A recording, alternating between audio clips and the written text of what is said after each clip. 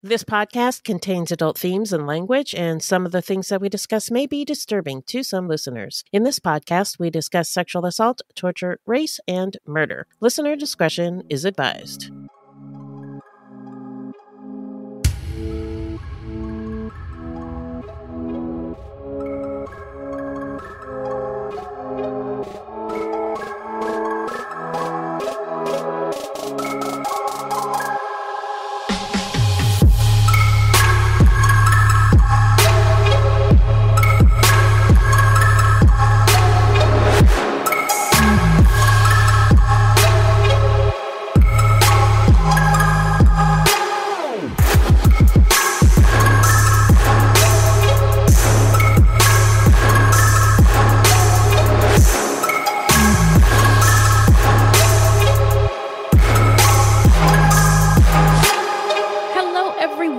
Welcome to Fruit Loops, episode 164. Yeah. Bienvenidos, bitches, buiti binafi, and thank you so much for listening. Fruit Loops is a podcast about true crimes committed by people of color and the victims that we don't hear or know much about. Contrary to popular belief, not all serial killers are straight cis white dudes. What? No, ma'am. There are many well-documented cases of serial killers of color, and Fruit Loops is a podcast all about them. We will take deep dives into the fascinating lives and crimes of serial killers and true crimes committed by people of color and the victims that the media and entertainment commonly leave out because the news is racist. That was a bad accent. Anyway, allegedly. And we are Wendy and Beth. She's Wendy, a Black Latinx woman, and I'm Beth, and I just happen to be white. She is invited to the cookout, though. We're not journalists, investigators, or psychologists, just a couple of gals interested in true crime. Also, the opinions expressed in this podcast are just that, our opinions. Please send any questions or comments to fruitloopspod@gmail.com or leave us a voicemail at 602-935-6294. And we may feature it on a future episode. Also, our website is fruitloopspod.com, and we use Fruit Loops Pod for all our social media. The footnotes for each episode can be found on our website. Plus, check it out for the different ways that you can support the show and become a Fruit Loops Patreon. You can also support us by supporting our sponsors. Yeah. So before we get into it, who are we talking about today, Beth? Today we're talking about Daryl Linnie Mack, the first Nevada convict to be executed based solely on DNA evidence. Ooh. Yeah, your favorite. You know I like that, yeah. Mack murdered at least 2 women in Reno, Nevada, one in 1988 and the other in 1994. Okay, well, before we get into it, how you doing? I'm all right. And I did something crazy over the weekend. Crazy? Yeah. Did you rob another bank? No, but I spent money. I don't usually spend a lot of money. I buy food and stuff, but I don't buy a lot of things. Yeah, you're not extravagant. No, I'm not. Say. No, I drive very reasonable. I drive a car that's almost 20 years old, and no, your car is 20 years old. Oh, I think it's 18 years old. That's amazing, Beth. Oh my God. Yeah. You know what? Something my parents always told me, white people take such good care of their cars. I don't. You are an example. Well, I take care of the engine and stuff, but the outside looks like shit. That doesn't matter. It's still winning. I don't care. I'm not somebody who cares about status symbols or anything like that. I want my car to get me where I'm going, and it does. That's all that matters. Until it doesn't. You're winning. You're winning. So anyway, I went to Costco over the weekend, and I bought a Ninja Creamy. I don't think I've heard of that. So, I know the Ninja is a blender thing, right? Yeah, the Ninja, they have all kinds of stuff. And I have a Ninja coffee maker too. I just love I love the Bougie Ninja. Much? No, I'm just kidding. They're just really, really well made. And they're not a sponsor, by the way. Oh, no. Yeah. But I imagine it's one of those purchases. If you buy one, you don't have to buy one for 30 years. Yeah. So, because they're just really well made. And so I bought this Ninja Creamy. And it was like $90 off the retail price, which means that it's already hella expensive, right? Of course. But it makes ice cream. Awesome. And I can make my own healthy ice cream like Halo Top, which, as you know, is mad expensive. I've never heard of Halo Top. You haven't? No. What is this? God, it's what are you talking about? Healthy ice cream. Quote unquote healthy ice cream. Oh, with dairy? Yeah, some of them. I think there's no dairy in some of them, but it's like low sugar, low fat, that kind of stuff.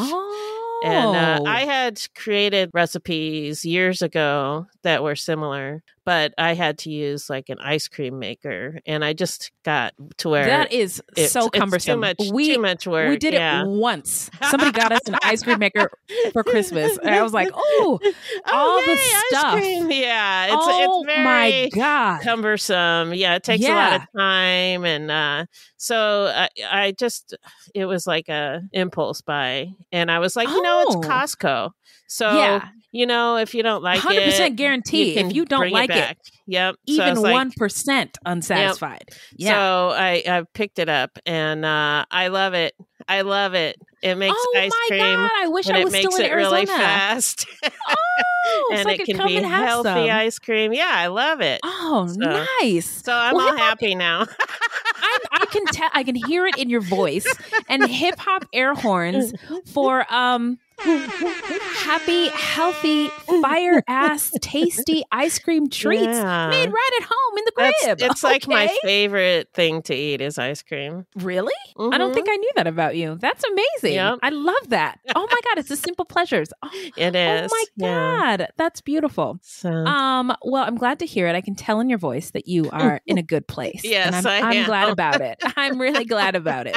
I don't have anything to report. I was trying to. Crazy stuff is happening all the time, but nothing. We're literally in the upside down, and so we are. I know. I got a smile on my face. My friend Beth is on the other line, so everything is good. All right. So let's get into some listener letters. Well, hello, angels. Thank you. Yes. Right. What in the world is in that bag, Beth? Well, we got a mediocre review from someone who complained that we talk too much at the beginning of the show. Oh, yes, I did. I saw that. You saw that one. Okay. Yeah. So, if that is not your bag, if you don't like all the talking at the beginning of the show, keep in mind that we do put timestamps in the description, so you can skip right to the part you want to hear. Yes. There's several timestamps for different sections. So if you don't want to hear us like talking right now, check out the show notes and skip it. Yeah. And, I always, when people ask me like what I do on the side, I tell them about the podcast, and I'm like, but be forewarned, it is not for everybody. No, so it is not. You could hate it. And that's okay. Yeah, we love it. I have friends who don't listen to it at all. And they're like, I have other friends who love it. So yeah, it's not for everybody, and that's okay. Yep. Yeah. Appreciate the feedback. Yeah, we do. And Jenny on Ko-fi said, I love you both so much. I'm a special education professor, and I appreciate that not only do you tackle racism, ageism, classism, and historically minoritized communities and cultures, but you also call out ableism when you see it and hear it. Fight that good fight, my friends. So thank you, Jenny. Thank you so much. Yes, thank you so much, Jenny. Hip hop air horns. And Jenny is getting a double dose because she gave us a handsome donation on the Ko-fi app. Yeah, she did. So this tune is for you. Jenny donated to me right there on Ko-fi, and now Beth is delighted. Jenny, whoa, Jenny, yeah, oh, Jenny, yeah, ow, and thank you. Yeah, thank you. All right, well, we're going to take a quick break and get into the story when we come back. All right.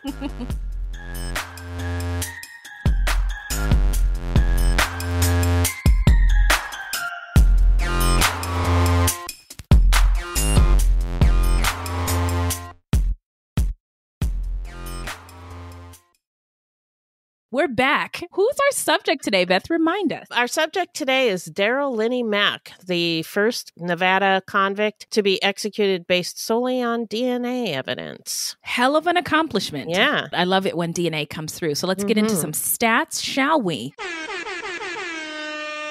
So first off, victims, we want to say rest in power to the queens, and love and prayers up to the loved ones and community left in the wake of these crimes. Yeah.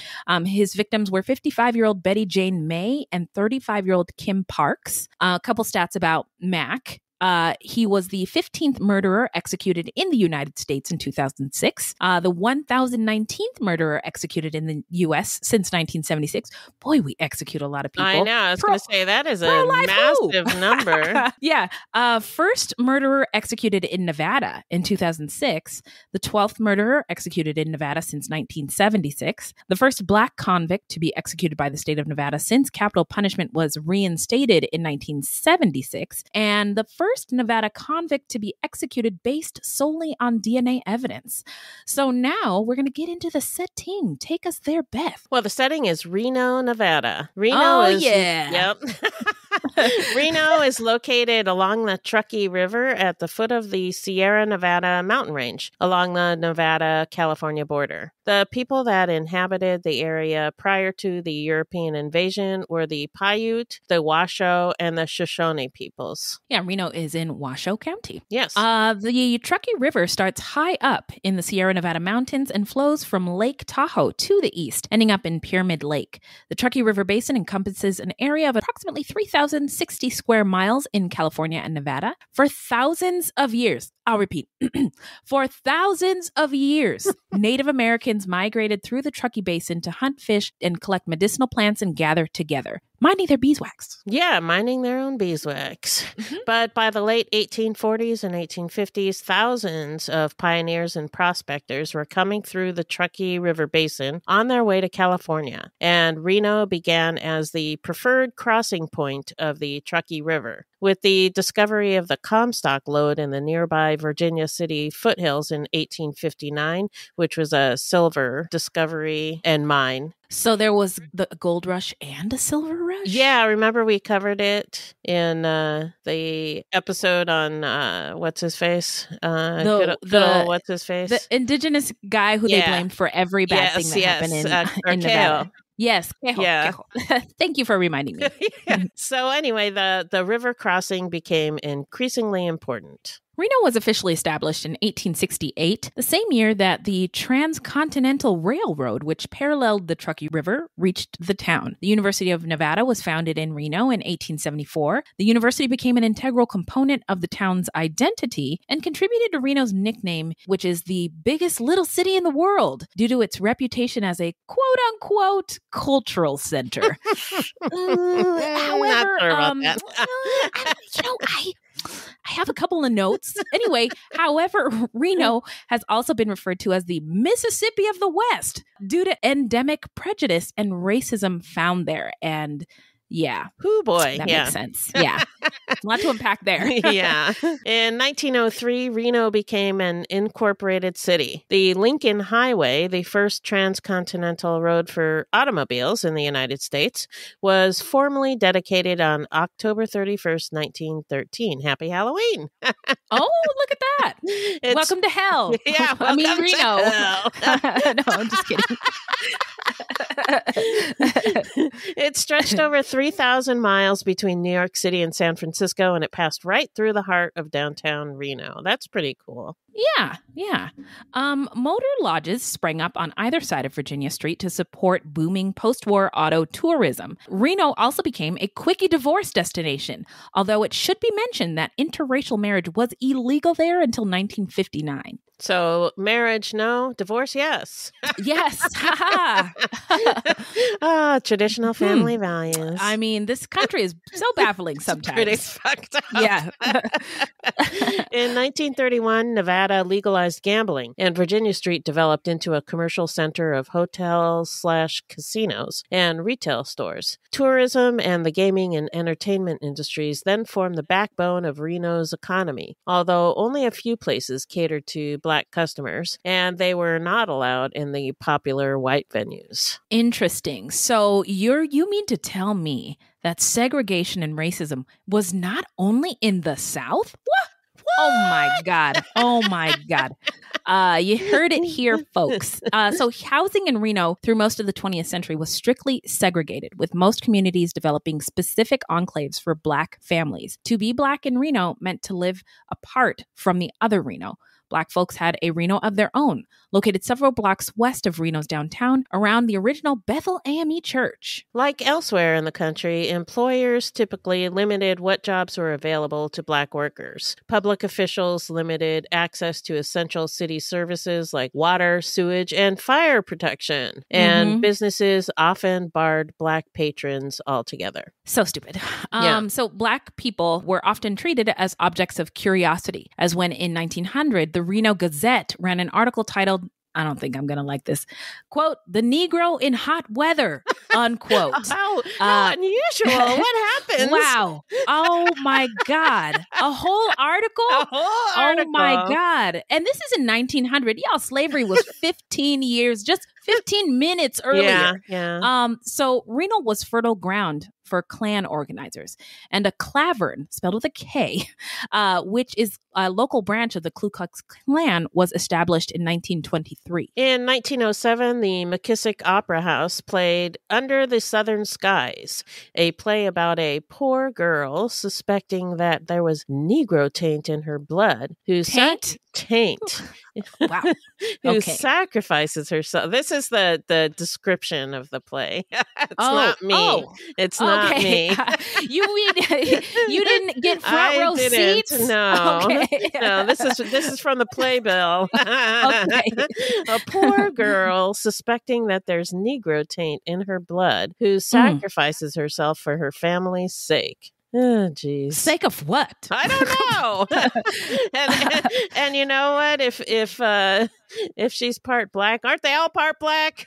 Right. That is another baffling thing to me about this white purity myth. Yeah. Is that once we all can afford our ancestry tests, I think we'll all find out that most of us have a little bit of something Black or brown in us because of colonialism and slavery and rape and all those terrible things. Yes. So in 1908, while serving as a race marshal at the Reno racetrack, a man named Tom Ramsey pistol whipped a Black jockey who just declined to race. He's like, I'm not racing. And so he pistol whipped him. What? Wow. And it's interesting about this time period, 1908. There were a lot of race riots in the United States in this decade. I was reading about the history and stuff, and there was just a lot going on at this time, a lot of racial stuff going on at this time. Unrest. I mean, yes. So the same year, city officials burned Reno's Chinatown to the ground with no warning to residents after eliciting a health warning from the city health board during a period of anti-Chinese sentiment. So they just burned it down. More racism. Yeah. And it's not I think people think if it's not this, if I'm not burning their town down or I'm not killing anybody, then it's not fine. that bad. Yeah. Right. But this is horrific. This is a culmination of a bunch of little racist things, you know, adding up, adding up until they made the city health board declare a health warning so they could burn the fucking place down. Wow. Yeah. Nuts. On July 4th, 1910, a fight was staged in Reno between Black championship boxer Jack Johnson and a white challenger named Jim Jeffries, who they were calling the Great White Hope. That's what they call all of them. Logan Paul, Larry Bird, all of them are the Great White Hope in the face of Black people doing excellent things. Stupid. Yeah, it is. Yeah.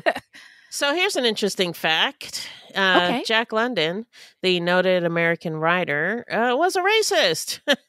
Get out of town. Yeah, he popularized the concept of the Great White Hope for this Jim Jeffries guy. Okay. He wrote that Jim Jeffries must, quote, remove that golden smile from Jack Johnson's face. Jeff, it's up to you. The white man must be rescued, unquote. This is Jack Rescued London. From Yeah. What is the matter with Jesus you guys? Christ. So Jack Johnson has been described as a guy who basically lived his life with a metaphorical middle finger raised in the air. I love this guy. I love that. I love him, and I love that. Not only did he become the first African-American world heavyweight boxing champion at the height of the Jim Crow era, he owned and operated several businesses, including a desegregated restaurant and nightclub, and he had a flamboyant and ostentatious lifestyle, and he was married 3 times. To white women. Oh my God. Yeah, wow. He really pissed the white people off. He really made them mad. Yeah. Called the Fight of the Century, there were somewhere around 16 to 20,000 people in attendance. Whoa. A photograph of all the boxing champions attending the fight was taken. The reigning heavyweight champ, Jack Johnson, who won the fight and the title again that day, was excluded from the photograph. Wow. Yeah. Surprise. Yeah. Johnson's victory over Jeffries touched off a national race riot. Several days of hundreds of violent street clashes between white people and black people in cities all across the country. More than 20 people were killed and hundreds were assaulted or beaten. Most of the victims were black. It's so dumb. Yeah. 100%. Yeah. And really tragic. It's just the worst in humanity comes out. Yeah. In the 1940s, as jobs became available in the defense and mining industry, and with the legalization of gambling, black families moved to Nevada by the thousands.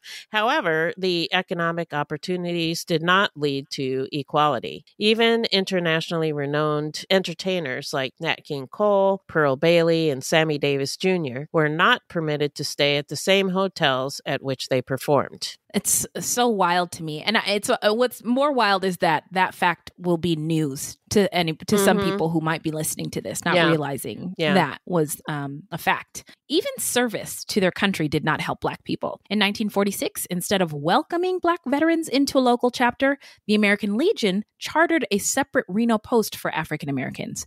In 1952, because Reno businesses refused to serve black soldiers stationed at Stead Air Force Base, the Army started a bus service between Stead and Sacramento to black soldiers to use for R&R. Even today, thousands of Reno area homes built from the 1920s into the early 60s still have racial covenants. Oh my God. Yep.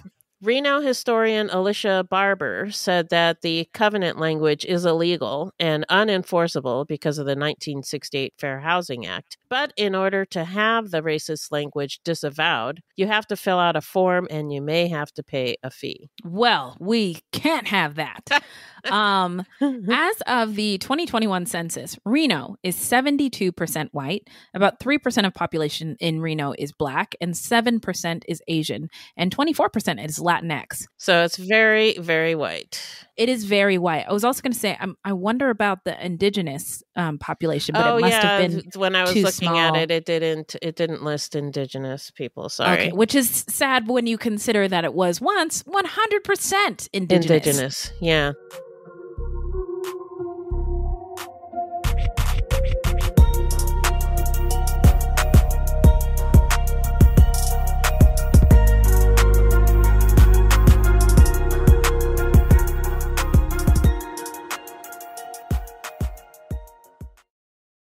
So now we're going to get into Daryl Linnie Mack's early life. What do you got, Beth? Daryl Linnie Mack was born on August 28th, 1958. We think in Reno, but we're not 100%. I couldn't find any solid information, but I think it was Reno. Okay. According to his brother Paul, who was 11 years older than Daryl, the Mack family was very dysfunctional. Paul witnessed what he called a tremendous amount of violence between their parents, saying, quote, "I visually watched my father beat my mother to a pulp on several occasions," unquote. Wow. Okay. Yeah. As that paints a picture. As a child, Daryl was passed around to friends and family members, being sent to live with his mother's friend when he was just 4 months old. Later, he was shipped off to live with his father. For a while, he lived with his sister and his nephew, Avery Dixon. Then he lived with his older brother, Paul. Daryl grew to be 6'3" tall. As a young man, he started using drugs and getting into trouble with the law. In 1979, he was arrested on charges of robbery and battery causing substantial bodily harm. In 1983, he was arrested on robbery, burglary, and attempted sexual assault on a person over the age of 65. So now we're going to get into the timeline. In the late 80s, it was the 80s. Mack moved temporarily to California and lived with his nephew, Avery Dixon, in Los Angeles. Dixon was a cabinet maker, and Mack did some work for him. After a few months in California, Mack went back to Reno. In 1988, Mack was living in Reno, and he was on probation from a burglary conviction in California. On October 28, 1988, a woman named Betty Jane May was found dead in her basement room at a boarding house in Reno. Stephen Floyd, who lived in the house next door, found her. Floyd had been drinking at a nearby bar that night and was returning home to try to borrow some money. He knew Betty and saw that her light was on, so he went to her room to ask for money. He knocked on the door, which was slightly open, but there was no response. He then opened the door and saw Betty kneeling by her bed with her upper body face down on the bed. When he went to turn her over, he realized that she was dead. Floyd immediately went to find the managers of the boarding house, Jim and Kelly Bassett, and the police were called. Police found Betty slumped over her bed with bruises on her arms and legs and bloodstains on her blouse. The autopsy showed that she had been beaten and manually strangled to death. She had also been brutally raped not long before her death. Fingernail scrapings and evidentiary swabs from the woman's vagina and left foot were collected. The swabs tested positive for semen. Described as a tiny, quiet woman who had a tender heart for cats, Betty Jane May loved reading mystery books to her kids and introducing them to music. She never learned to drive, so she rode her bike or walked whenever she had errands to run. After her children were grown, she and her military husband divorced, and she moved into the room at the boarding house in southwest Reno, where she lived alone. Betty was 55 and left behind a son, 2 daughters, and 3 grandchildren. Police had no leads on her murder, and the case went cold. In the early 1990s, a woman named Kim Parks, nicknamed Keno, was working in the sex trade in downtown Reno, and Mack was reportedly her pimp. By 1994, Mack had 20 adult arrests and 14 convictions behind him, 6 of which were felonies, and he'd served 4 prison terms. Now, I don't know if you mentioned this in the script. Prostitution is legal in parts of Nevada. Yeah, but not street. Right. There are rules around it. Right. So in places like Pahrump, where there are several bunny ranches, you can just drive through and walk in, but there's tax rules, there's rules based on the population size of the town and things like that. Yeah. So it's super regulated, but it is legal in parts of Nevada. I just wanted to mention that. Yeah, I actually did not get into that in this script. So thank you. Thank you for that. Okay. Thank you. No, thank you. Whatever's fine. So in April of 1994, Kim moved from the hotel she was staying at to a Motel 6 in Reno. On April 7th, a maid opened the door to clean the room, saw Kim lying in the room naked, assumed she was asleep, and just closed the door. When the maid came back the next day to clean the room again, she saw Kim's body in the exact same position, and she knew that the woman had to be dead. Kim had been strangled to death with her bra wrapped around her neck. Her body had also suffered other traumas. Mack was arrested on April 27th. I'm not really sure exactly how they got to Mack, but he was allegedly her pimp, so maybe they went and talked to him. I don't know. Maybe, yeah. And a lot of these women who, the sex trade is the oldest one in the history of mankind. Yeah. And the women engaged in it look out for each other. And Right. so maybe they, the women spoke up and said, Could be. you ought to talk to Mack. Yep. When questioned initially, Mack told police that he'd never been to the hotel. Confronted with evidence that blood found on one of the hotel sheets was his, he quickly changed his story. He then claimed that he'd helped Kim move, but he'd expected to get paid for it. And he became angry when she refused to give him any money, so he backhanded her, somehow cutting his hand in the process, then took the money and left. But according to the prosecutor, Mack had a different reason to be angry with Kim. She was the only witness against him in a pending criminal case in Lake Tahoe. And I couldn't find any information about that case, but that's what the prosecutor said. Interesting. So in September of 1994, Mack was tried for murder and robbery in the death of Kim Parks. DNA evidence matching his DNA to the blood found in the motel was presented, and Mack was found guilty. Chief Deputy District Attorney David Stanton argued strongly for a life term, saying Mack was a hopeless criminal with 20 adult arrests and 14 convictions, 6 of which were felonies. At the sentencing hearing, Stanton said, quote, "He is a cold-blooded, premeditated murderer, thief, pimp, and drug addict," unquote. Those are all those buzzwords. Yeah. So whether they're true or not, I mean, if you say them, sounds bad. It sounds really, really bad. Yeah. But Mack told the judge that Kim Parks had been his friend. Wait a minute. And he would never have hurt her. Except he for said, quote, backhanding her. Yeah, right. Mack said, quote, "This terrible atrocity has been committed by a necrophiliac killer, not by a thief or burglar like myself," unquote. Okay, so he's giving him some truths. But yeah, if I give him a little bit, they won't see what's over here. Look at this shiny thing. I'm a thief. I'm a burglar. And then you won't see the big murder behind me. Mack told the judge to go ahead and sentence him to death, saying, quote, "No, I do not have a death wish. I love my life. I will gladly put my life on the line to express my total innocence. Give me justice or give me death," unquote, which is a weird flex, but who does he think he is? Give me justice or give me death. Okay, bruh. Washoe District Judge Mills Lane told Mack that capital punishment was not an option in this case, and the judge sentenced him to life without the possibility of parole. So now we're going to get into the investigation of the arrest because there's more. There's more. What do you got, Beth? As Mack sat in prison for Kim Parks' murder, the murder of Betty Jane May was still unsolved. Then, in 1999, her case saw new light when Detective David Jenkins took over the investigation. Detective Jenkins was reviewing inactive cases when he discovered that there was biological evidence from the May case that had never been submitted for DNA testing. Such testing had not been developed at the time of her 1988 murder. DNA profiles created by the samples of blood and semen taken from Betty's clothes were submitted to a database, and suddenly they had a hit. The samples matched profiles that had been created by blood samples submitted from Mack during the investigation into Kim Parks' murder. Chief Deputy District Attorney Don Greco then ordered a new DNA sample from Mack to recheck the findings. The match was confirmed, and Mack was indicted on a new murder charge. DA Greco commented, quote, "This was an interesting case in that it was the first case where the only evidence was DNA evidence," unquote. On January 24th, 2001, Mack was indicted on the first-degree murder of Betty Jane May. The state sought the death penalty, alleging 2 aggravated circumstances.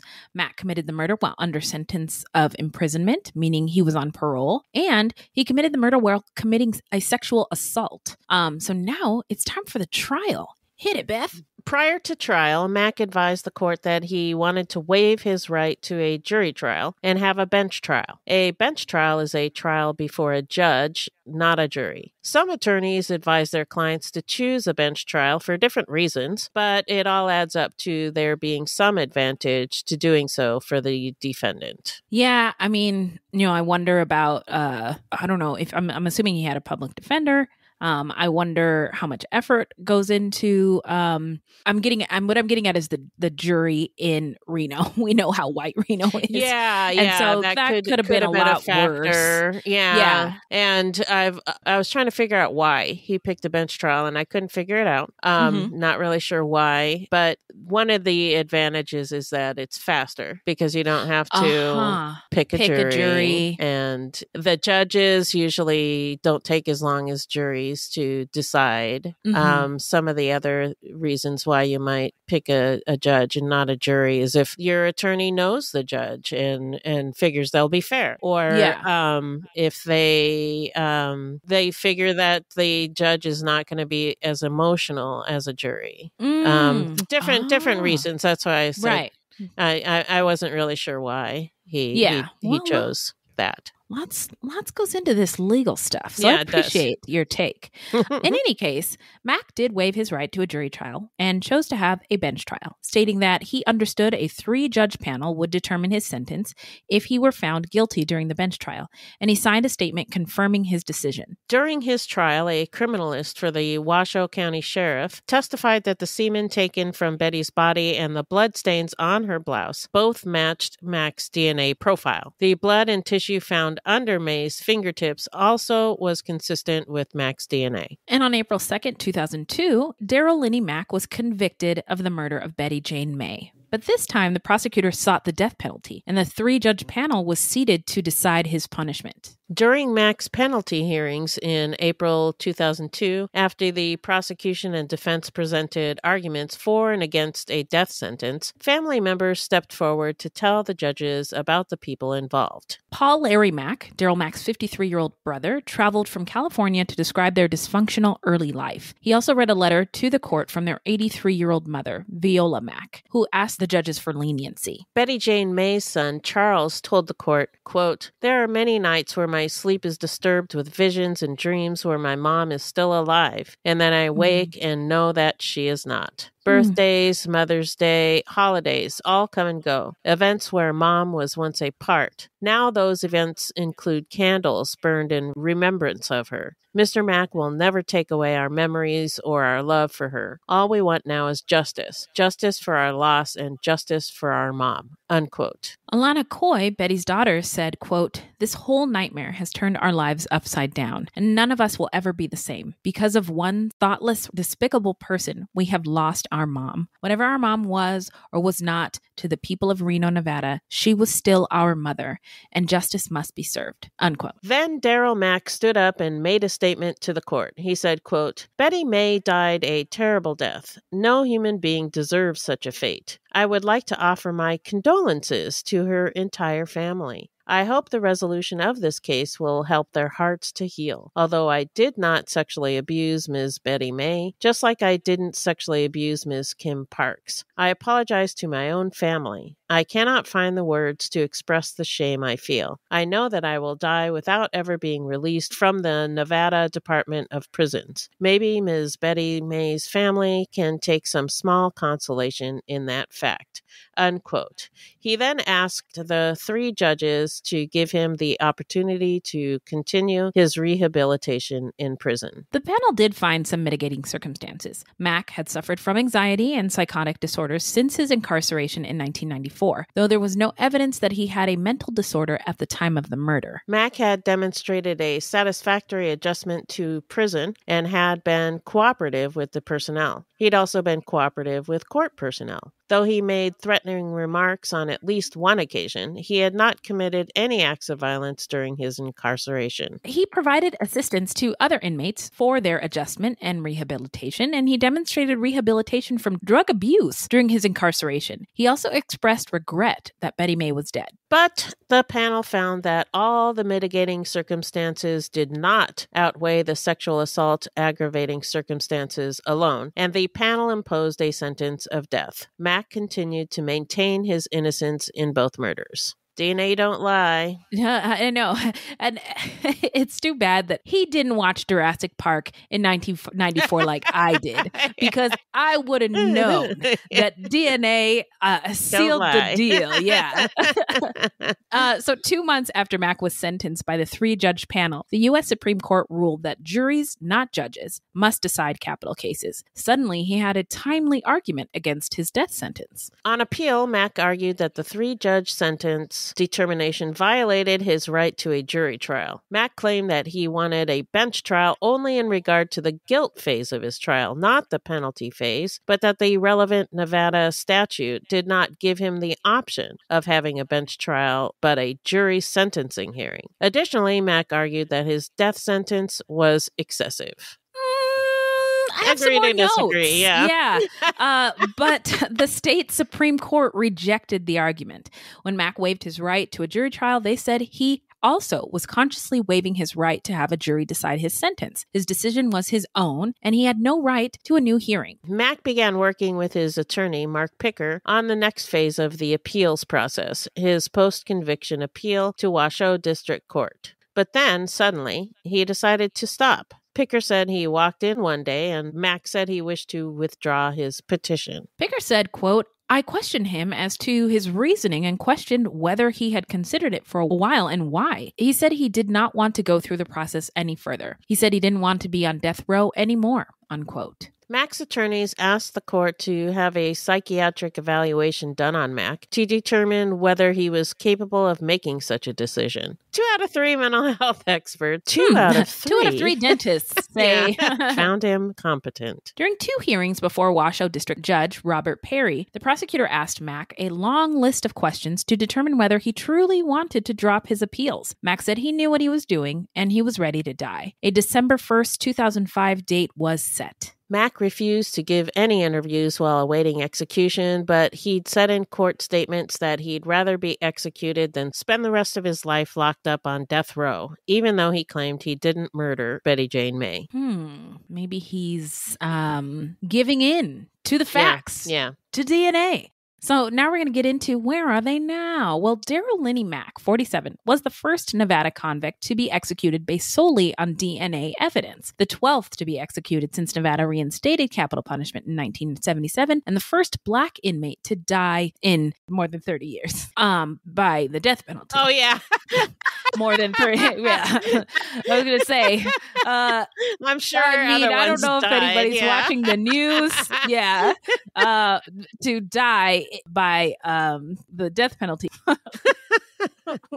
Mack was scheduled to die on December 1st, 2005 by lethal injection, but his mother, Viola Mack, filed a petition with the Nevada Supreme Court asking for a delay because she claimed her son didn't get a fair competency hearing and his mental health needed to be fully evaluated. The court granted the stay of execution and ordered the Washoe County District Attorney's Office to respond, but the stay was lifted in February of 2006 when the High Court dismissed the petition filed by Viola Mack.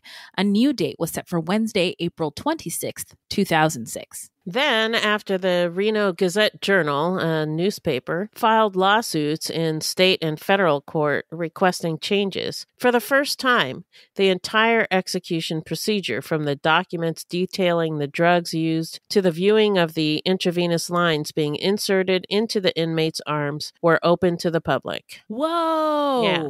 Wow, that's amazing. Yeah. Whoa. I'm sorry. My mind is blown away. Oh my gosh. Wow. So historically, witnesses were not allowed to watch the medical technicians insert the intravenous lines or attach the heart rate monitor to the inmate. The blinds were closed during that period and reopened after the EMTs and guards left the room. The corrections department now allowed the blinds to be opened. The corrections department also released a copy of its confidential execution manual, Procedures for Executing the Death Penalty. According to this protocol, during the weeks before the execution, prison officials arranged for a physician and a psychiatrist to be present, as well as a nurse, someone from the Attorney General's office, and official witnesses, including media representatives. Fascinating. And I think his attorneys can attend also. I think so. Yeah. So officials review a list of needed equipment and materials, including a cardiac monitor, intravenous flasks, syringes, surgical shears, and a blood spill kit. Under the heading, Drugs of Choice, the protocol says, quote, lethal substances and amounts to be used in the execution are sodium thiopental, 5 grams, pavulin, 20 milligrams, potassium chloride, 160 milliequivalents. Doing drugs. Oh my God. Wow. Sorry. Yeah, that's a lot of drugs. Yeah.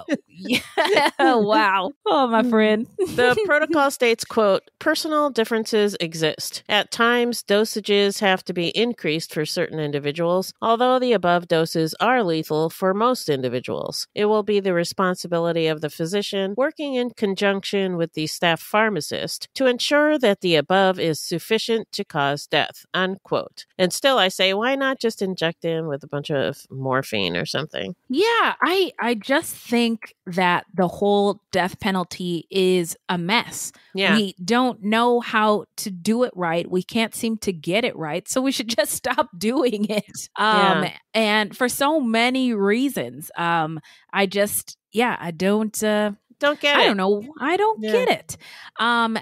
After the witness's executioner and officials are in place, the inmate is led in and placed in, quote, soft, restraints. The contracted emergency medical services technicians are led in, and the IVs and a heart rate monitor are attached to the inmate. The director gives the order to proceed to the warden, and the warden gives the okay to the executioner, who then begins the flow of drugs. The attending physician will then determine whether these injections were sufficient to cause death. If they are determined by the physician not to be sufficient, the ejection procedure will be repeated into an alternate IV. You know, what I know about executions, which isn't a ton, but they're always done really late at night or really early in the morning. Yeah, I wonder why is that? Is because I wonder if it has to do with the shame that we have as a society for doing I don't know. that. Yeah. But I don't know. Just a thought. Yeah. So on Wednesday, April 26, 2006, the date of Mack's execution, 24 death penalty opponents gathered outside the prison to protest the execution. The protesters held a candlelight prayer vigil across the street from the prison, sang hymns, and carried signs in protest. Mack, who'd converted to Islam while in prison, spent time reading the Quran in his final hours. His final meal was a fish fillet sandwich, French fries, and a soft drink. Wonder if they got that at McDonald's or something. McDonald's, that's what I was wondering. That fillet of fish really like their hits. fillet of fish, yeah. Oh, yes. Oh, my God. Did you see on Instagram this girl went to Zaxby's, which is a chicken restaurant here in the South? It's garbage. Anyway, she posted a video. They deep fried a napkin inside her sandwich. Oh my God, it really is garbage. They give it out Jesus deep Christ. fried napkins now. Anyway, Jesus. Sorry. Wow. He didn't get that. No, he got the fillet of fish. Yeah. He made no telephone calls. Mack's brother was at the prison, but Mack refused to see him. After 7 news media witnesses and 6 official witnesses were led into the viewing room, Mack entered the death chamber with 5 guards. The 9-foot by 12-foot room with a gurney in the center has 3 windows on one wall and 2-way mirrors at the head and foot of the bed. 2 guards helped Mack onto the gurney, then laid him onto his back. Mack kept his head up as he silently watched the guards place the straps across his waist and legs and lock-padded straps around his ankles and wrists. Several times he looked at the witnesses. At 8:54 p.m., 4 of the guards left, while one opened Mack's shirt and attached cables to his chest to monitor his heart. 2 EMTs wearing white short-sleeve shirts and rubber gloves attached intravenous needles. Mack held his head above the pillow and watched as the technicians tied rubber bands around his biceps and inserted the needles. After taping the lines to Mack's skin, the technicians left the death chamber. State Corrections Director Glenn Wharton asked Mack for any last words. His final words were, quote, "Allah is great, unquote. At 8:59, Wharton left the chamber and closed the door. Mack was alone. He dropped his head to the pillow and looked at the witnesses. Glancing at Chief Deputy District Attorney Dan Greco, Mack showed his teeth in a sort of a smile. Greco simply nodded at him. Mack then laid his head down and closed his eyes. At 9 p.m., he lifted his head again, looked at the witnesses, checked the IV lines in his arms, and put his head back down. At 9:01, he took several deep breaths. Then his chest stopped moving. By 9:02, his eyes and mouth were slightly open, but all chest and stomach movement had stopped. At 9:06, Dr. Bruce Bannister, the medical director for the prison, walked into the chamber and bent over Mack with a stethoscope. After a few minutes, he walked out of the room and closed the door. Mack was dead. May's children, Charles May, 48 of Reno, Denise Nottinelli, 44 of Los Angeles, and Alana Coy, 42 of Kentucky, all witnessed Mack's execution. Charles May said the family wanted to see justice carried out, and the execution was long overdue. Outside the prison, wearing a button with a photo of his mother, Charles May read a statement on behalf of himself and his sisters. He said, quote, "Daryl Mack will never harm anyone ever again. It's been a long and very rough road for us all. Tonight that journey ends and closure begins. Justice has been served. A weight was lifted off our shoulders. Life starts over. We don't have to worry about Daryl Mack occupying our lives, controlling our lives, wondering when the next appeal is going to come. It is a new beginning. Mom couldn't have asked for a better Mother's Day gift. Rest in peace, Mom." Unquote. Wow. Yeah.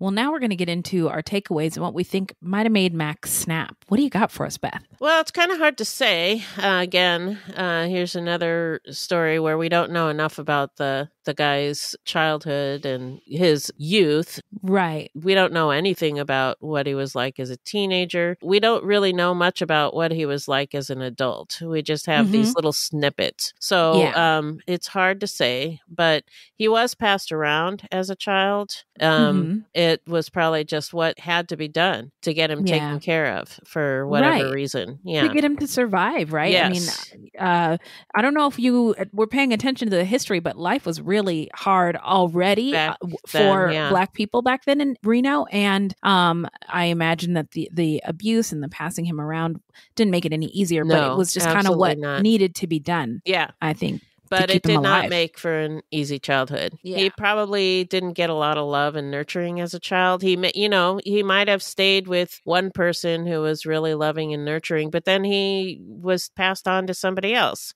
And they may have been loving and nurturing too, but when you're passed around like that, you don't learn to trust anybody. You don't learn to count on anybody to be there. You just don't have any footing. Really? Yeah, footing and safety. I think one of the things that I've come to understand in my motherhood, I haven't been a mom for very long, but is that kids really need to feel safe. Yeah. And just how important that is to their survival. Right. And consistency. Yeah.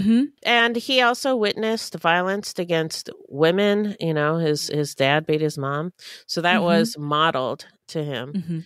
Yeah. And as an adult, we don't know why, but he was in and out of jail. So there was probably some trauma related to that, being in jail. Again, we don't really know enough about him to understand why he did everything that he did, but he was obviously a very angry person. Yeah, it's interesting you say that. I think I got that impression from hearing the story, but not at the end. No, not at the end. Yeah. Imagine if he had found religion way earlier. You know what I mean? And in the early 2000s, a really interesting documentary came out about pimps. And I remember it aired on BET. It aired on MTV, and I scoured the internet for it. I couldn't find a copy of it. I think it's called American Pimp. But I mean, me and my friends were all talking, me and my Black friends, talking about just how intelligent pimps are when they are I don't know what the word is, but when they're harvesting or they're working grooming, people. And working these women, and the way they talk about women and the way they treat them, it really is horrific. They treat them like dogs, but they really see them as objects that need to be trained and controlled. And they do it in really these really fucked up mind games. So it was interesting to me, like when he said, I didn't sexually abuse Kim Parks, or in his mind, he wasn't hurting them, I think at the time. Right. Which was just an interesting thought to me after kind of thinking a mind about that fuck, documentary. Yeah, a complete mind fuck. The violence growing up, I think might have contributed to his the way he viewed women as these objects that needed to bow to him and give him money that he wanted, give him sex or whatever. Also, the give me justice or give me death. Congratulations, you played yourself back. What the fuck are you talking about? Also, God bless DNA. And I am always, I always wonder, I don't have an answer. I don't know what the right thing is. But the need for justice and what that looks like to people and what satisfies you under the justice category for these families of the victims, Mac dying really seemed to feel like justice. Right. But at the same time, it doesn't bring their mom back. What is the price to pay? How much should we punish? At what point do we say reform is not possible? And all these, just have all these questions. About the violence, hurt people hurt other people. And we talked about his childhood, from what we know. And the interesting thing, I heard somebody really, it's not funny, but I was listening to Wrongful Convictions the other day. And this guy who was wrongfully convicted talked about his history of drug abuse. And he was like, when you can't afford a vacation, you get high. Yeah. And I thought, wow. I can totally relate to that. When you can't afford a vacation, you buy a Ninja Creamy. Yeah.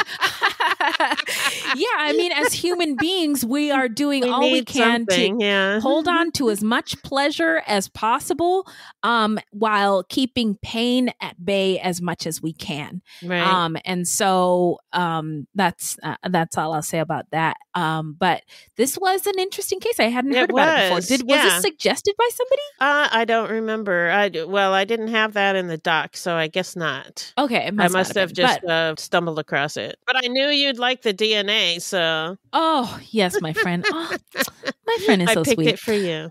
Oh. Well, I liked this one. I did like doing research about it and just thinking about it. There's a lot to chew on. To think about. Mm-hmm. Yeah. So let us know what you think. You know where to find us. Now we're going to get into how not to get murdered. So if you love true crime and you don't want to die, here's a tip for you. This segment is not intended to be victim blaming. We thought of this segment because I read somewhere that a lot of people listen to true crime because they want to know what they can do to be safer. This is not meant to blame the victims. It's just learning from other people's experiences. So Beth and I scoured the internet, but we have no tips this week.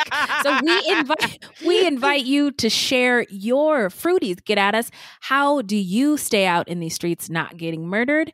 Any tips that you have or any stories that you have to remind us tell us some stories. What to do to be safer. Yeah. Shout out time. Hello. This is where we shout out any content by any minoritized or marginalized people, by or about them, or any true crime goodies. I just have one new podcast that I've been hearing all the ads for, and it sounds really fascinating. I'm giving it a shout out. It is an iHeart podcast, so I imagine it's very well produced. Yep. And that it will be satisfying. But if I'm wrong, just pretend like this didn't happen. So it actually comes out, by the time this airs, it comes out on August 1st. It's called Tongue Unbroken by an Indigenous person whose name I can't pronounce. And I've heard them repeat it over and over again, and I can't pronounce it. Still can't pronounce it. It's a podcast that explores the Native American revitalization and decolonization through the eyes and minds of multilingual Indigenous person who has several Indigenous backgrounds. I cannot pronounce these either, so I don't want to butcher them. But listeners will learn about the complex concepts about identity, resilience, erasure, genocide of Indigenous peoples' languages. So I'm really looking forward to it, and it covers the Indigenous diaspora around the world, not that just sounds in awesome. the United States and Canada, but everywhere. So it sounds really cool. Subscribed. So what do you got? I wanted to shout out the Savvy Psychologist's Quick and Dirty Tips for Better Mental Health podcast, or Savvy Psychologist for short. Oh, okay. I like. Yeah, it's hosted by Dr. Monica Johnson, who's a Black woman. Hello. And the description for the show is meet life's challenges with evidence-based research, a sympathetic ear, and zero judgment. Savvy Psychologist uses the best of psychology to help you be happier, healthier, and most importantly, yourself. And I wanted to say that the episodes are pretty short, so they're very easily digestible, and they're really enjoyable and helpful. So give it a listen. I love it. I love a good wellness tip from somebody who's been through it. I used to listen to the Happier podcast by Gretchen What's-Her-Face. You know what I'm talking about? Yeah, I just got really frustrated. George Floyd was just murdered, and you're telling me if I clean my house, I'm going to be happier? I know. Goodbye. Unsubscribe. She annoys no me offense. too. It's just like that eat, pray, love. Like, get out of here with this nonsense. Yeah, it's giving white women who hasn't read the room. Privileged white women. And not all white women. Hello. Not all white women. Hey, I'm white. Yeah. Beth just happens to be white. But I really appreciate this perspective from a learned psychologist. Yes, so thank you, Beth. Yes, you're welcome. I also wanted to say that Behind the Bastards is doing some episodes on Clarence Thomas. Oh my God. It's going to be 4 parts. I listened to it today on the drive. Yeah, on the way. Oh my God. I listened to the first part today. By the time this comes out, probably the second episode will be out, but it was really fascinating. mind-blowing. My mind was blown. What? Yes. He said white women were the devil? But not Jeannie Thomas? No, what? by that time, he changed his mind. He changed it for himself. Yes, right. That was the point. It's like it's okay for him. Yeah. Oh my God. I can't wait to hear the rest. That is an excellent shout out. Thank you, Beth. Yeah, you're welcome. Woo, you're on fire today with the shout outs. These are all podcasts, wherever you get your podcasts. Tongue Unbroken, The Savvy Psychologist, quick and dirty tips for better mental health, and Behind the Bastwords. Behind the Bachelors. Wow. Okay. You know what? Go to sleep, Wendy. It's Behind the Bastword. Oh my God. Behind the Bastards about Clarence Thomas. Yeah. And those are wherever you get your podcasts. And boy, oh boy, this has been very fun and interesting episode, Beth.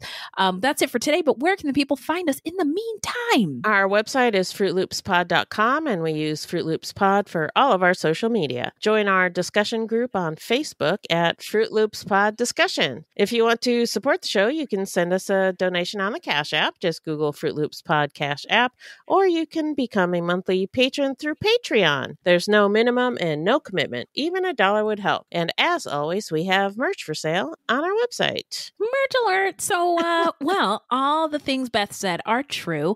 I've confirmed, fact-checked. And this is a weekly podcast, and new episodes drop every Thursday. So until next time, look alive, y'all. It's crazy out there.